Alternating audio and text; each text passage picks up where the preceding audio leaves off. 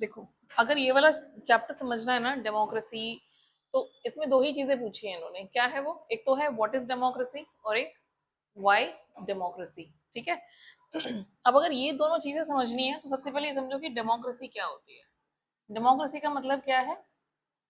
Rule of people, जहां पे लोग रूल करते हैं। बट क्या वो डायरेक्टली रूल करते हैं? नहीं। कैसे रूल करते हैं वो? दे रूल थ्रू देयर रिप्रेजेंटेटिव्स। किसके थ्रू रूल करते हैं वो? रिप्रेजेंटेटिव। तो ये जो रिप्रेजेंटेटिव्स हैं, ये हम क्या करते हैं? अपने लीडर्स चुनते हैं, वो लीडर्स हमारे लिए डिसीजंस लेते हैं, और वो से कहते हैं डेमोक्रेसी।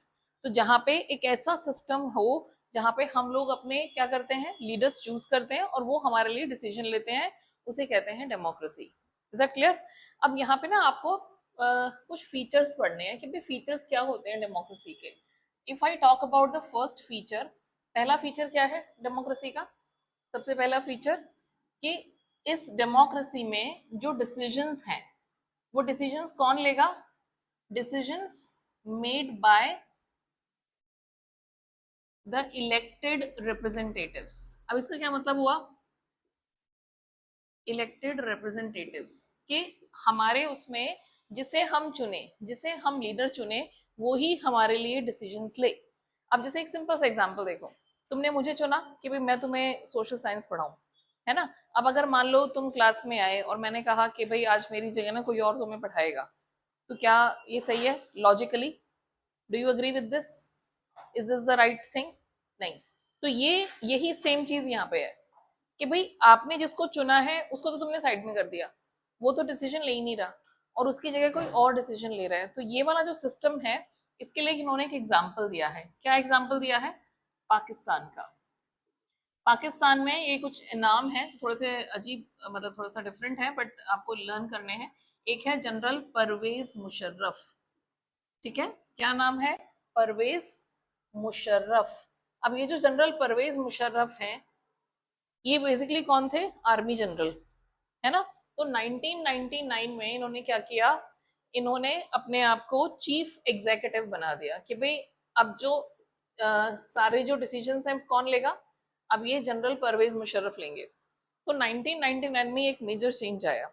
अच्छा, not only this, but in 2000, 2001 या 2001, इन्होंने क्या करा? After 3 years, in 2001, he declared himself as the president. अपने आप को प्रेसिडेंट बना दिया। ठीक है। और not only that, he also made so many changes to the constitution. Constitution में बहुत सारे चेंजेस कर दिए। अब चेंजेस करने से क्या हुआ कि अपना जो रूल है वो एक्सटेंड कर लिया, कि अब मैं जो प्रेसिडेंट हूं, it was extended by 5 years. तो अगले 5 साल के लिए प्रेसिडेंट कौन रहेगा? जनरल परवेज मुशर्रफ।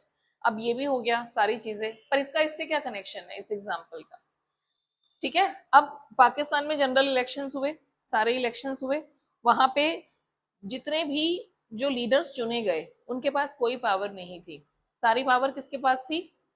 परवेज मुशर्रफ के पास, और जो बाकी के मिलिट्री ऑफिसर्स थे उनके पास। तो पावर किसके पास है यहाँ पे?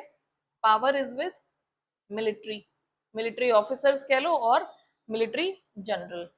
तो सारी पावर तो ये ले गए, है ना? पावर मतलब यहाँ पे डिसीजन लेने की पावर। तो कोई भी अगर डिसीजन लिया जाएगा तो वो डिसीजन कौन लेगा? मिलिट्री जनरल लेगा या फिर मिलिट्री के ऑफिसर्स लेंगे। और जो इलेक्टेड रिप्रेजेंटेटिव्स हैं, जिन्हें हमने चुना था कि भाई ये हमारे लिए कुछ करेंगे, उन बेचारों को साइडलाइन कर दिया। Getting the point? तो अगर ऐसी सिचुएशन है तो उस जगह पे डेमोक्रेसी नहीं है। डेमोक्रेसी का मतलब ये नहीं कि आपने बस इलेक्शंस करे, लोगों को चुन लिया और काम हो गया। वो लोग हमारे लिए डिसीजंस भी ले, तब वो क्या कहलाएगी? डेमोक्रेसी। Getting the point? तो ये है आपका first point, very important feature. इसके ऊपर पूरे के ऊपर एक क्वेश्चन आता है कि भाई जनरल परवेज मुशर्रफ का एग्जाम्पल बताओ, क्या पाकिस्तान में डेमोक्रेसी थी या नहीं थी? क्या पाकिस्तान डेमोक्रेटिक कंट्री है या नहीं है? इस टाइप के क्वेश्चंस आते हैं, तब आपको ये वाला एग्जाम्पल बताना है कि नहीं, दिस इज नॉट डेमोक्रेसी, इसे डेमोक्रेसी हम नहीं कहते हैं। Got it? So this is your first feature. Clear?